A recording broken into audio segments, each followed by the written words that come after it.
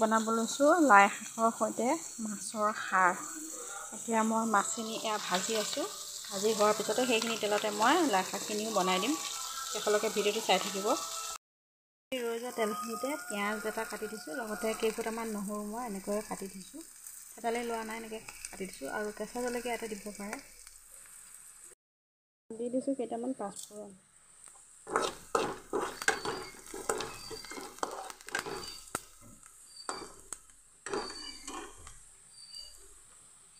আৰু এতিয়া শাকখিনি ইয়াতে দি দিম।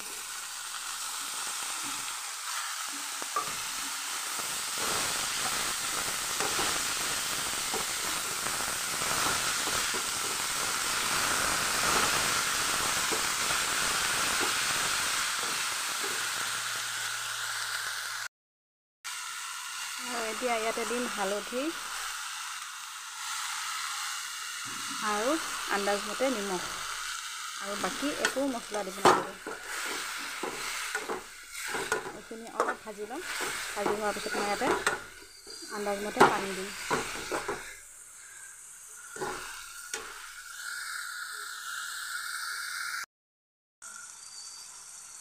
আৰু দিছোঁ 1 চামুচ কলাখাৰ।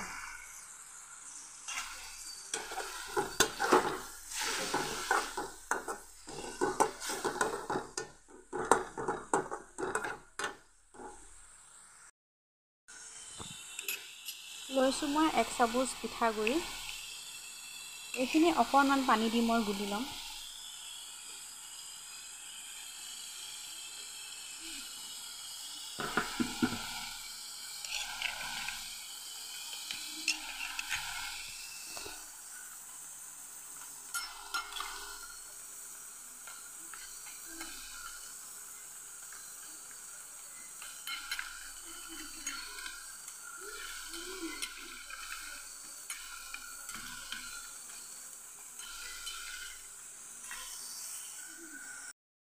আৰু এইফালে প্ৰায় শাকখিনি ভজা হৈ গৈছে।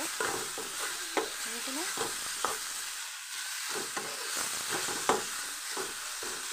তেনেই অকণমান নভজিলে একো নহয়, দুজন মানুহে খাম আমি।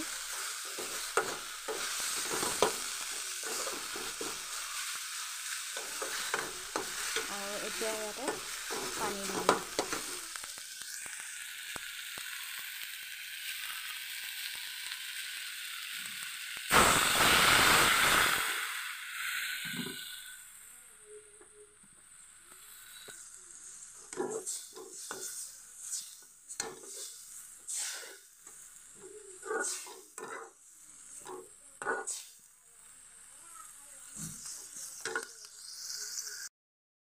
পানী দিয়াৰ পিছতে ইয়াতে দি দিম মই মাছ 2 পিচ, যিহেতুকে তেজী আৰু মইহে খাম শাকৰ তৰকাৰী।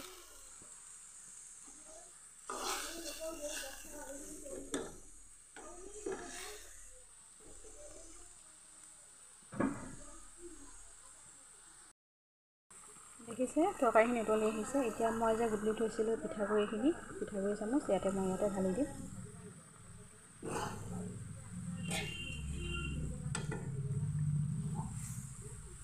মই ইয়াত জলকীয়া দিয়া নাই, আপোনালোকে কেঁচা জলকীয়া দিব পাৰে, টেষ্টটো ভাল হ'ব, লগতে জ্বলাও হ'ব। কিন্তু টেষ্টে খাব নোৱাৰিবৰ কাৰণে মই জলকীয়া দিয়া নাই। আৰু এইখিনি অলপ সময় উতলাৰ পিছত মই ধনিয়া পাত দি নমাই দিম। আৰু মোৰ লাই শাকৰ খাৰ ৰেডি হৈ যাব খাবলৈ।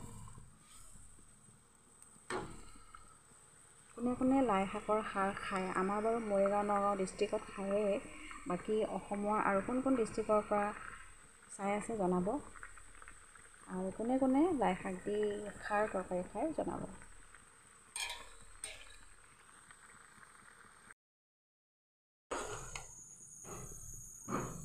And the final look is here. লাই শাক with মাছ।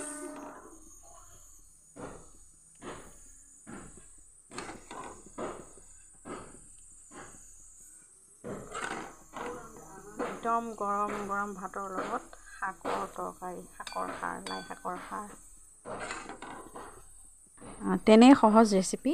যদি ৰেচিপিটো ভাল লাগিল তেনেহ'লে নিজেও এদিন বনাই খাই চাব, যিসকলে খোৱা নাই।